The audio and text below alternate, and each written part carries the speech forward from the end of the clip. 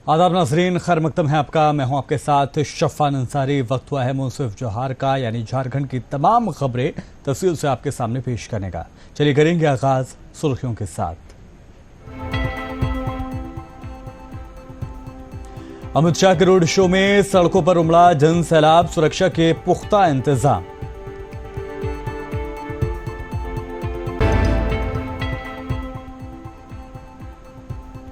पूर्व सीएम हेमंत सोरेन को supreme court से लगा झटका, नहीं मिली जमानत, 21 मई को होगी अगली समाअत।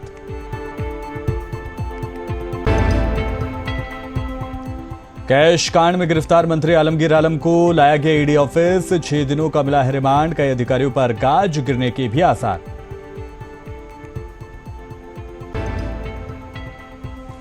वोटरों को लुभाने के लिए झारखंड में चल रहा अभियान, स्वीप गतिविधि के जरिए लोगों को किया जा रहा है जागरूक।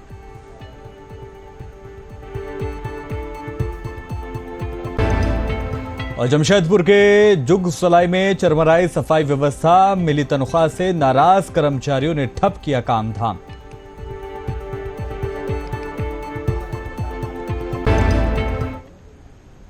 खबरें तफसील से। लोकसभा चुनाव प्रचार के दरमियान केंद्रीय गृह मंत्री अमित शाह दूसरी बार झारखंड के दौरे पर पहुंचे हैं।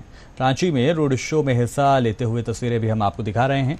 रांची के चुटिया स्थित इंदिरा गांधी चौक से रोड शो की शुरुआत हुई है।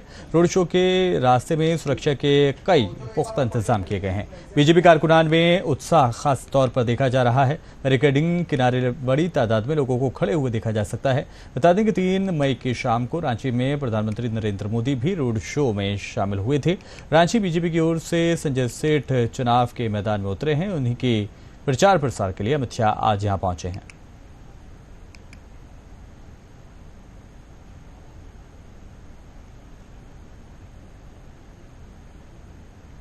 और केंद्रीय गृह मंत्री अमित शाह झारखंड दौरे पर पहुंचे हैं और इसको लेकर तमाम तैयारियां यहां पर की गई थी। जिन प्रत्याशी यानी संजय सेठ के लिए यहां पर प्रचार करने के लिए अमित शाह पहुंचे, उससे आने से पहले संजय सेठ ने क्या कुछ कहा, मीडिया से बात करते हुए सुनिए। सबसे लोकप्रिय नेता 4 ये रांची की जनता का सौभाग्य है, हमारा भी सौभाग्य है कि दुनिया के सबसे लोकप्रिय नेता 4 महीने में 2 बार रोड शो कर चुके। और मेरा यह बात सौभाग्य है कि गृह मंत्री हम सब के आदरणीय और अमित शाह जी का यहाँ रोड शो होने जा रहा है। अब से कुछ देर बाद ही अमित शाह जी इस घनी आबादी में रोड शो करेंगे। ये मेरा सौभाग्य है, रांची की जनता का सौभाग्य है। देखो, निश्चित रूप से अभी मैं बहुत दूर से अपने अंतिम जो मेरा लोकसभा है ईचागढ़, वहाँ से आ रहा हूँ। वहाँ जो उत्साह देखा यार, पूरे झारखंड के जो अंदर उत्साह देख रहे हैं कि 14 की 14 सीट, 13 फूल और 1 फल, 14 की 14 सीट एक माले के रूप में 4 जून को दुनिया के सबसे। झारखंड के पूर्व मुख्यमंत्री हेमंत सोरेन की गिरफ्तारी को चुनौती देने वाली अर्जी पर आज सुप्रीम कोर्ट में समाअत हुई। जस्टिस संजीव खन्ना की 2 सदस्यीय बेंच ने मामले की समाअत की। इस दरमियान ईडी ने कहा कि सोरेन को काफी पहले गिरफ्तार किया गया था। बेंच ने कहा कि वो सिर्फ चुनाव के मद्देनजर अंतरिम जमानत चाहते हैं। सोरेन की तरफ से कपिल सिब्बल ने कहा कि मुझे चुनाव के लिए जेल से बाहर आना है, 20 मई की अगली तारीख है। सुप्रीम कोर्ट ने पूछा कि जमीन क्या आपके कब्जे में है। सिब्बल ने कहा कि नहीं। बेंच ने कहा है कि कोई और भी इसमें शामिल है जिसके लिए इसमें साक्ष्य की जरूरत है। आपकी रेगुलर बेल नामंजूर हो चुकी है। ईडी की तरफ से एसवी राजू ने ये कहा कि मुझे तैयारी के लिए समय चाहिए। सिब्बल ने कहा है कि ईडी ने कई मौकों पर रातों रात दस्तावेज अदालत में दाखिल किए हैं। सुप्रीम कोर्ट ने कहा कि हम अगले हफ्ते 21 मई को इस पूरे मामले पर फिर से समाअत करेंगे।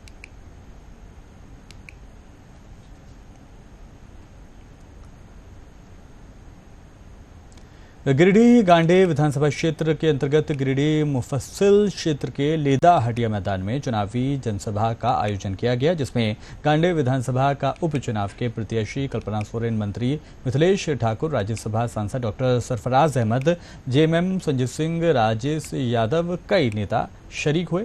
इस चुनावी सभा को खिताब करते हुए सरफराज अहमद ने कहा कि जो भी काम इस क्षेत्र में बचा हुआ है, चाहे सड़क, पानी, बिजली, जो भी काम हो, निश्चित रूप से उसे किया जाएगा। इस तरह से आप लोग हमें अपना प्यार और आशीर्वाद देकर जिता रहे हैं, उसी तरह कल्पना सोरेन और विनोद सिंह को जिताने का भी काम करें। और इसी दौरान कल्पना सोरेन ने क्या कुछ कहा, सुनवाते हैं।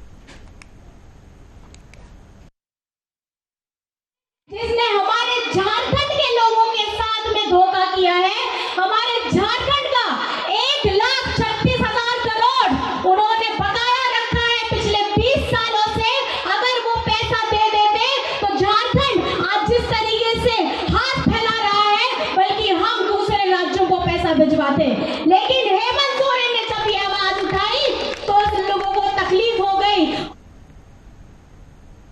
जकेश कांड और मनी लॉन्ड्रिंग मामले में 15 मई को गिरफ्तार झारखंड के मंत्री आलमगीर आलम से प्रवर्तन निदेशालय की टीम अगले 6 दिनों तक पूछताछ करेगी।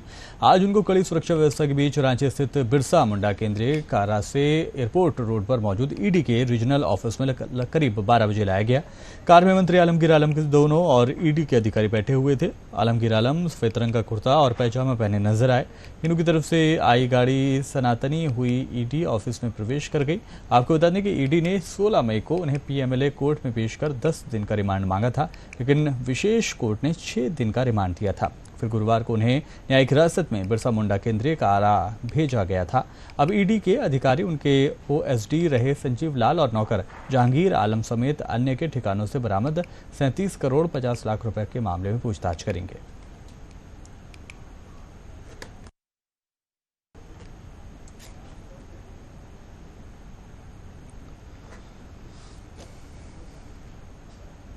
झारखंड के मंत्री और कांग्रेस लीडर आलमगीर आलम को ईडी के द्वारा गिरफ्तार किए जाने पर प्रतिक्रिया देते हुए बीजेपी लीडर शाहनवाज हुसैन ने कहा है कि आलमगीर आलम के नौकर के घर से 30 करोड़ रुपए बरामद हुए हैं। जब नौकर इतना अमीर है तो मालिक का क्या हाल होगा।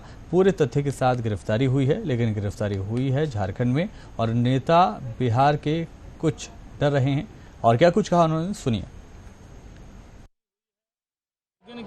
आलमगीर आलम की गिरफ्तारी हुई है क्योंकि उनके पीए के नौकर के घर से 30 करोड़ निकला था। जब नौकर इतना अमीर है तो मालिक का हाल क्या होगा। तो पूरे तथ्य के साथ गिरफ्तारी हुई है, लेकिन गिरफ्तारी हुई है झारखंड में और बिहार के कुछ नेता बड़ा डर रहे हैं। ये क्या बात है। जो भ्रष्टाचार करेगा वो बख्शा नहीं जाएगा। एक बात तय है, जिस तरह सूरज का उगना तय है, नरेंद्र मोदी का प्रधानमंत्री बनना तय है, उसमें कोई शक की गुंजाइश नहीं है। नरेंद्र मोदी प्रधानमंत्री बनेंगे। अब की बार 400 के पार जाएंगे। हर चुनाव में कुछ लोग ऐसे संस्थान हैं जो हवा बनाते हैं, ये फेज अच्छा नहीं रहा, वो फेज अच्छा नहीं रहा। अभी तक हम लोग पूर्ण बहुमत प्राप्त कर चुके हैं 4 फेज में। अब तो उस पर ऊपर सीटें आ रही हैं। नरेंद्र मोदी अगले प्रधानमंत्री बन गए हैं, कोई शक की गुंजाइश नहीं है। 4 फेज में ही बहुमत मिल गया। अब तो जो 3 फेज है उसमें 400 के पार जाएंगे। मुख्य निर्वाचन पदाधिकारी के रवि कुमार ने कहा है कि 7वें फेज के लिए होने वाले 3 संसदीय निर्वाचन क्षेत्र के चुनाव के लिए स्क्रूटनी के बाद 55 प्रत्याशी मैदान में बचे हैं। उन्होंने बताया कि बुधवार को स्क्रूटनी के दौरान राजमहल संसदीय क्षेत्र में 17 में 2 प्रत्याशी का नामांकन रद्द हो गया है। इस तरह इस संसदीय निर्वाचन क्षेत्र से अब कुल 15 प्रत्याशी ही बचे हैं। वहीं दुमका संसदीय क्षेत्र से नामांकित 22 उम्मीदवारों में से 3 के नामांकन खारिज हो गए हैं। यह अब तक 19 उम्मीदवार यहां रह गए हैं। गोड्डा संसदीय निर्वाचन क्षेत्र से स्क्रूटनी के बाद सर्वाधिक 8 उम्मीदवारों के नामांकन रद्द हुए हैं। यहां अब 21 उम्मीदवार बचे हैं। 17 मई को नाम वापसी की आखिरी तारीख है। उसके बाद उम्मीदवारों की वास्तविक तादाद निश्चित हो जाएगी। वो बुधवार को निर्वाचन सदन धुरवा में पत्रकार वार्ता कर रहे थे। तमाम जानकारी उसी वक्त दी गई। आज वो स्क्रूटनी हुई थी। आपका फेज 7 में कितना पार्लियामेंट्री कॉन्स्टिट्यूंसी है। आपका राजमार्ग में 2 नॉमिनेशन फॉर्म रिजेक्ट हुआ। अभी वहाँ पर 15 कैंडिडेट होंगे राजमार्ग में। दुमका में 3 नॉमिनेशन रिजेक्ट हुआ। अभी 19 कैंडिडेट हैं। गोड्डा में 8 नॉमिनेशन रिजेक्ट हुआ। अभी 29 कैंडिडेट है गोड्डा में। विड्रॉवल का लास्ट डेट है 17/5 का। उसके बाद हम लोग का कैंडिडेट होगा फाइनल। इसमें सीसर में कल 43.39 लाख का टोटल सीसर हुई थी। उसमें 30.97 लाख का वो कैश है। बाकी अदर आइटम्स है वो भी मैं आपका रिपोर्ट शेयर कर देंगे। अभी तक का टोटल सीसर है 116 करोड़ 90 लाख का अभी तक सीसर ब्रीफिंग भी दे देंगे। कहाँ पर वोटर संख्या में है बूथ में, वहाँ 1200 के ऊपर कहाँ पर वोटर है वहाँ पर एक एडिशनल मैन पावर देंगे थोड़ा सा स्पीड का बढ़ाने के लिए। फिर उसके बाद लोकसभा चुनाव 2024 को सकुशल पारदर्शिता के साथ खत्म कराने के लिए प्रतिनियुक्ति किए गए माइक्रो ऑब्जर्वर को गुरुवार को रविंद्र भवन में ट्रेनिंग दी गई। माइक्रो ऑब्जर्वर के प्रशिक्षण का जायजा लेने सामान्य प्रेक्षक सौरभ पहाड़ी, जिला निर्वाचन पदाधिकारी सह उपायुक्त मृत्युंजय कुमार वर्णवाल रविंद्र भवन टाउन हॉल पहुंचे। इस दौरान जिला निर्वाचन पदाधिकारी सह उपायुक्त मृत्युंजय कुमार वर्णवाल ने प्रशिक्षण के संबंध में आवश्यक जानकारी दी। उन्होंने कहा कि मतदान के एक दिन पूर्व माइक्रो ऑब्जर्वर को समय पर डिस्पैच सेंटर पहुंचाने, पोलिंग पार्टी के साथ समन्वय बनाकर चलने, बूथ में आवश्यक तैयारियों की स्थिति देखने, मतदान की समाप्ति के बाद रिसीविंग सेंटर तक के काम, मॉक पोल का निरीक्षण, मतदान अभिकर्ता की उपस्थिति, अमिट स्याही, मतदाता रजिस्टर आदि का निरीक्षण करना सुनिश्चित करने की जानकारी दी गई।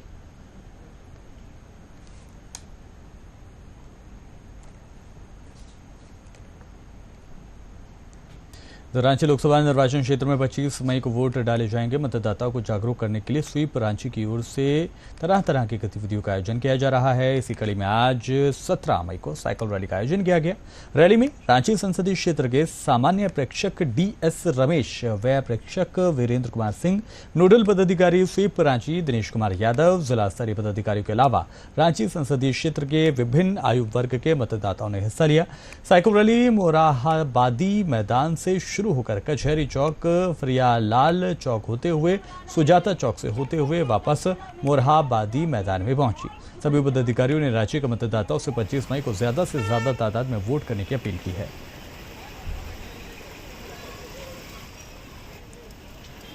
सर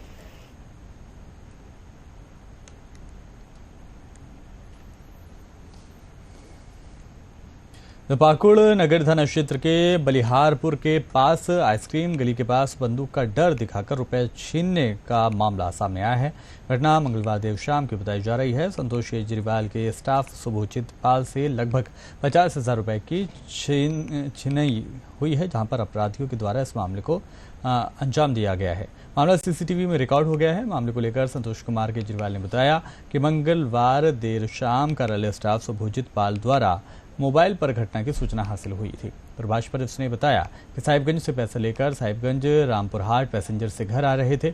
घर जाने के ही दौरान आइसक्रीम गली के समीप बंदूक की नोक पर पैसे की छिनतई अज्ञात अपराधियों के द्वारा कर ली गई। घटना की सूचना के बाद फौरन घटनास्थल पर पुलिस पहुंची।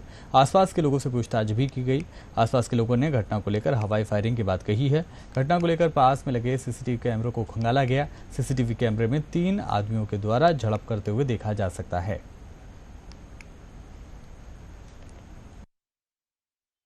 सर कल हम हर हफ्ता के तरह कलेक्ट करने गए थे साहिबगंज मीडिया चौकी से ऑर्डर या पेमेंट कलेक्ट करने गए थे। हम ट्रेन से यहाँ पाकुड़ उतरे आते टाइम, फिर हम घर जाने के रास्ते में मेरे साथ हादसा हो गया। 3 लड़का था, वो मेरे जस्ट सामने से आया, आके मेरे से छीन के बैग ले गया और जो है मेरे पे छुरी उड़ी कर थोड़ा सा ये करके बैग लेके निकल गया और साइड में जाके सर वो फिर पाकुड़ जिले के हिरणपुर प्रखंड के अंतर्गत मुर्गाडांगा मध्य विद्यालय काफी जर्जर हालत में है। हाथ लगाने तक से ही सीमेंट झड़ने लगता है। स्कूल की छत हर जगह से उखड़ चुकी है। दीवारों पर दरारें हैं। जगह जगह बाहरी निकले छड़ें दिखाई दे रही हैं। यहाँ छोटे छोटे छात्र छात्राएं डर के साए में पढ़ाई करने को मजबूर हैं। वहीं बरसात के वक्त छत से पानी टपकता है, जिसकी वजह से लोगों की यानी मासूम बच्चों की पढ़ाई बहुत डिस्टर्ब होती है।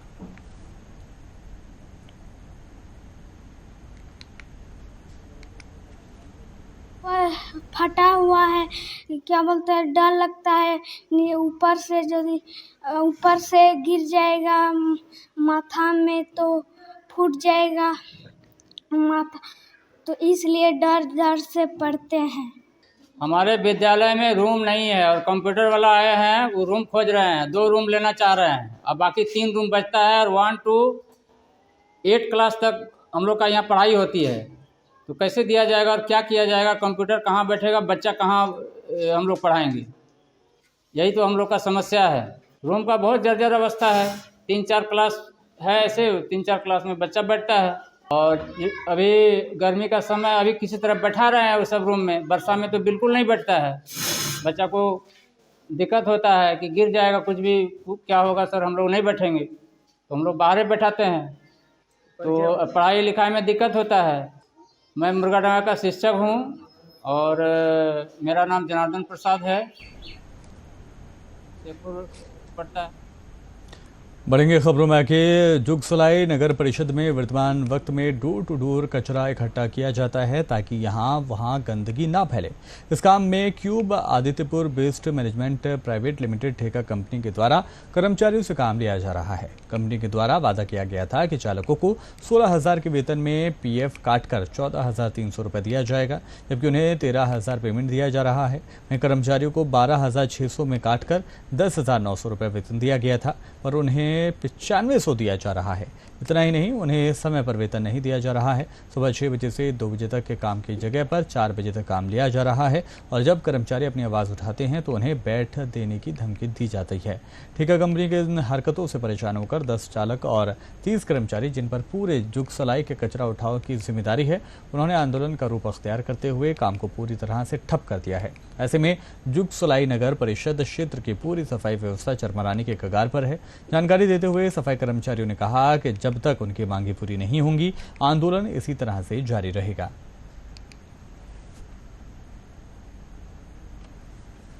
परेशानी यही है कि हम लोग का साथ बहुत अत्याचार हो रहा और हमारा जो मांगे था पेमेंट का, जो हम लोग बैठकी किए थे, सब विशेष पदाधिकारी सब बैठे हुए थे और बोले कि आप लोगों का इतना तनख्वाह हुआ है, आज से आप ये ठेकेदार का साथ काम कीजिएगा। तो हम लोग बोले करेंगे।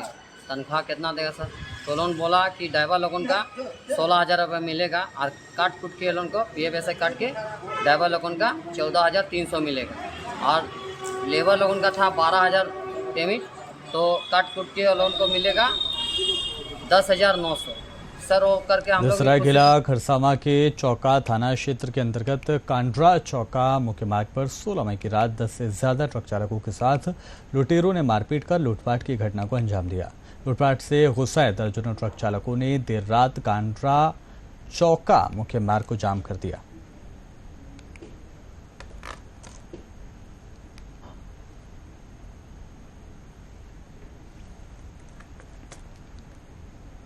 बेरमो थाना क्षेत्र के फुसरो बाजार में पेट्रोल पंप के सामने मुख्य रास्ते पर मोती अलंकार ज्वेलर्स के मालिक पर अपराधियों ने गोली चलाई है।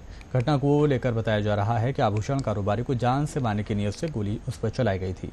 जो उस वक्त लोग मौजूद थे, उनके मुताबिक संघ के रवि सिंह बताया कि बाइक सवार 2 युवकों ने दुकान के सामने गोली चलाई, जिससे दुकान के सामने का शीशा टूटकर गिर गया।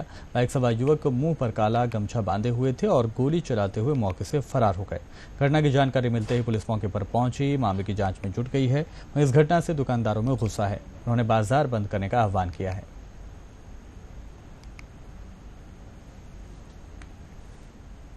1 बजे का है, 1 बजे दोपहर का, तो अपराधी मोटरसाइकिल से दोनों कपड़ा बांधे हुए थे ब्लैक कलर का और मोती अलंकार से गोली चलाई और पूरा शीशा उसका गिर गया। ठीक है, लेकिन अगर इस तरह का घटना घटते रहेगा तो ये कोई मतलब दूर नहीं है, आदमी की दहशत में नहीं है। बेरमो बाजार में जो एक मोटरसाइकिल पर सवार उनकी दुकान पर फायर किए, जिससे आज पर गोली लगी। संबंध में हम लोग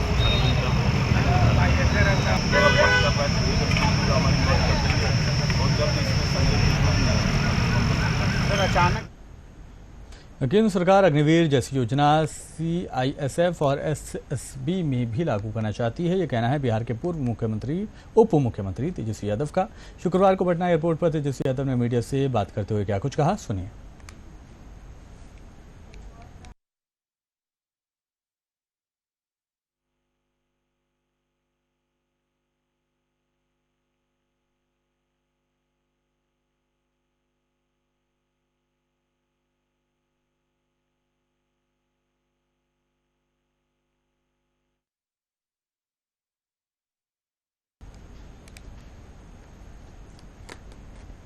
तमाम खबरों के साथ फिलहाल इस बुलेटिन में इतना ही। आप बनी रहिए मुंसिफ टीवी के साथ।